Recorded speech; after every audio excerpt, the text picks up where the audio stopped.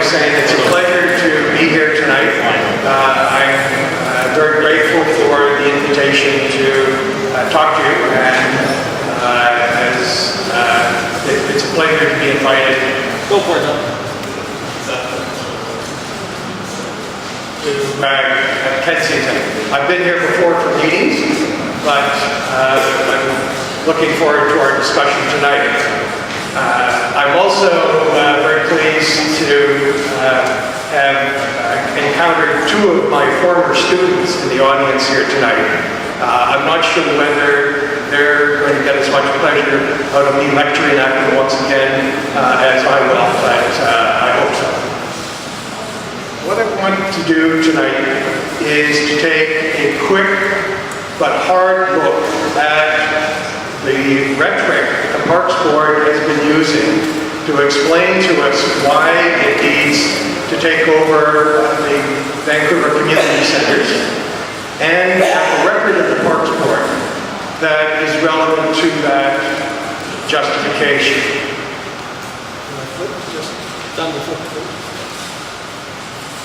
What I'm suggesting is we need to do what the media call a reality check.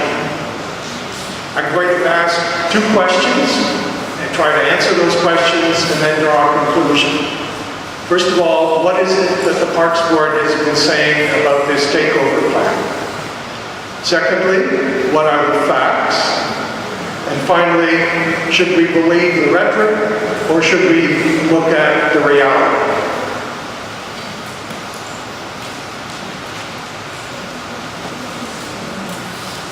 First of all, what is it that the Parks Board has been saying since it unveiled this plan last October? Well, at the meeting that many of the community centers attended, the Parks Board General Manager told us that, in his view, the Park Board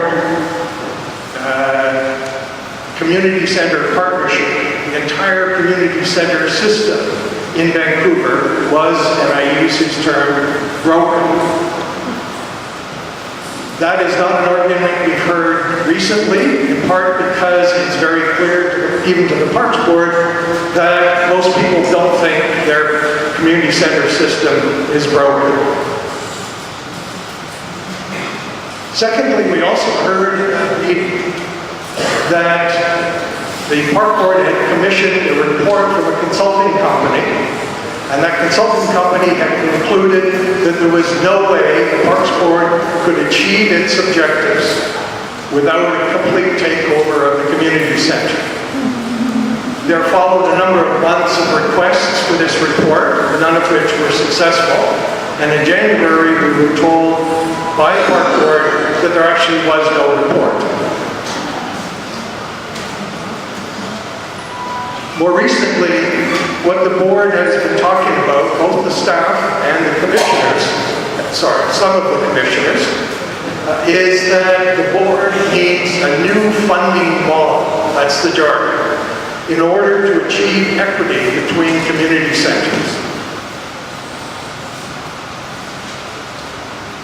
So, if and when you ask the Parks Board why they're insisting on taking over your community center and the other community centers in Vancouver, what they'll say is that they want more equity in the entire community center system. According to the commissioners, again, some of the commissioners, and I will quote, the Park Board wants to pool all of the money raised through programming and room rentals, that is, to take away that control from your center and distribute it amongst all of the community centers. Now, that sounds, in general, like a good thing, and the reason the Park Board keeps talking about that is because a lot of us think that some measures towards greater equity are, in fact, a good thing. Have I lost it? No. So why, in order to achieve greater equity, does the Park Board think it needs to control all the community centers? Well, the answer to that is, and I quote again, we have no method, I repeat, no method of redistributing revenue to where it's needed, end quote. Thus, the board believes it needs to control all the community centers because it must have, forgive me, this is my last quote, quote, some method of sharing costs or redistributing revenue to equalize services at centers, end quote. Well, that's the argument. What are the facts? First of all, the park board can redistribute the resources at its disposal now, and does so, mostly in the form of providing staff to the community centers. It has the mechanism that some commissioners have been claiming they do not have. This is a deep secret that I'm going to share with you tonight. The mechanism they have is called the park board budget. Park board figures, and that's what I'm going to be using in the next few slides, show that the park board has been redistributing income and its resources for the last few years. I think there's a problem, and the problem is, curiously enough, it has not been putting those resources, it has not been redistributing those resources to what it keeps calling the have-not community centers. It has not, despite its rhetoric, actually been helping the centers that are in greater need. Now, what I'm going to present in a couple of slides are the results of an analysis that we have done from data that the park board itself has supplied to the community centers. All the community centers have had this information now for a while.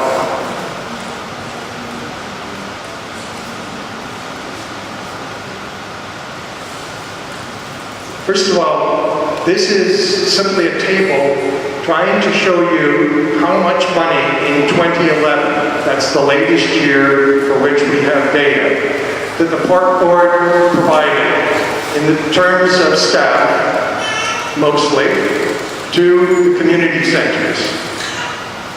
You can see that some got less than $500,000 to support their community center. Others got more. And one community center, the West End Cole Harbour Community Center, got somewhere, roughly speaking, 1.6 million. Now, that's a considerable difference in the resources. Most of the community centers are in this range of $600,000 to $700,000 worth of park board support. But there are some that get a lot more, and there are some that get significantly less. These figures alone show that the park board not only has a mechanism, but uses it in terms of favoring some centers over others. One of the...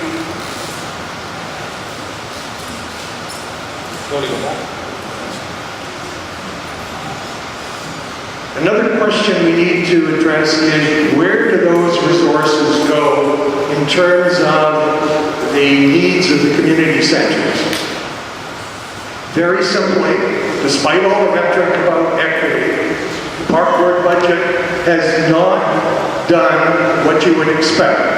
It has not supported centers in very low income areas, more other centers, and it has not supported centers most in need of assistance.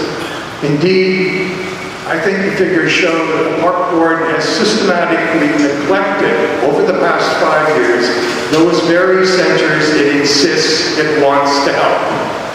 The interesting thing about that rhetoric is the park board officials have never promised that they will help what they keep calling the have-not centers. Some of those centers, by the way, keep telling the Parks Board, don't call us a have-not center. We're not a have-not center. We're a very successful community center. But the point is that whatever you call them, the Park Board has not, in fact, done in recent years what it says it wants to do. It hasn't actually said it will do. Okay. This is a slightly more complicated table, and let me just explain. What I'm trying to show is how much money, in terms of resources, the Park Board provides to various centres, from under $600,000 a year in staff salaries and other costs, through 600 to roughly 800,000 to a million, and between 1 and 2 million. I divided the centers using data provided by the Park Board into high-income areas of the city, middle-income areas, low-middle-income areas, and low-income areas. The poster child for some people on the Park Board in terms of a center in a low-income area that needs more support is Strathcona.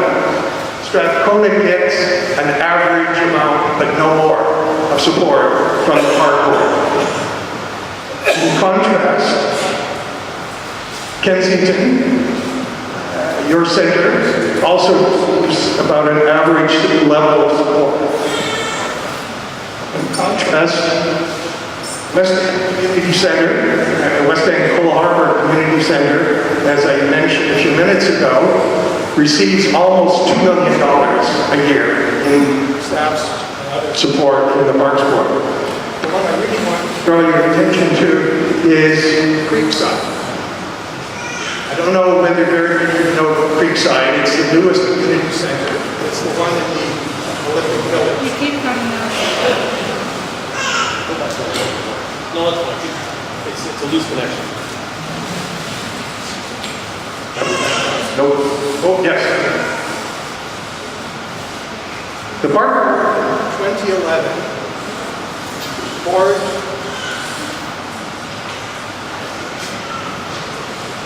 sorry about this testing. In 2011, the Park Board put over $1 million into Creekside. Creekside's unusual because it has no community center association.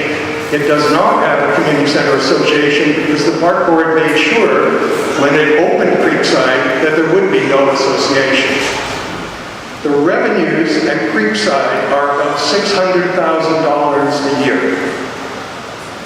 What does that mean? It means the Park Board is covering a deficit at Creekside of about the same amount, $500,000 to $600,000 a year. I don't know how many of you ever look at the Georgia Strait, but there was an ad for the condos around the Creekside Community Center in the last issue of the Georgia Strait. The prices for those condos were between $500,000 for a one-bedroom condo up to $1 million. I don't think whatever Creekside is at the moment, in a few years, it's not going to be a low-income area. And yet, that's where the Park Board has been putting a majority of its resources for the past few years. Does this sound like what the Parks Board is pretending it will do with the money it has after it's taken over all the community centers? It doesn't to me. So let me sum up. What I've argued is the Park Board justification for its own takeover plan lacks credibility. Park Board already can do what it says it cannot do, but claims it wants to do. That is, redistribute its resources. Secondly, the Park Board has been neglecting the very centers it is so fervently claiming it wants to help. Does it care about improving equity, do you think? Take a look at the record in those tables that I just showed you. To me, the record suggests the Park Board is publicly misleading all of us in order to get its plan approved. I think it's time for a reality check, and I think that we recognize this plan for what it is City Hall of your money, the money that you put into Kensington Community Center, the money that we all put into all our community centers.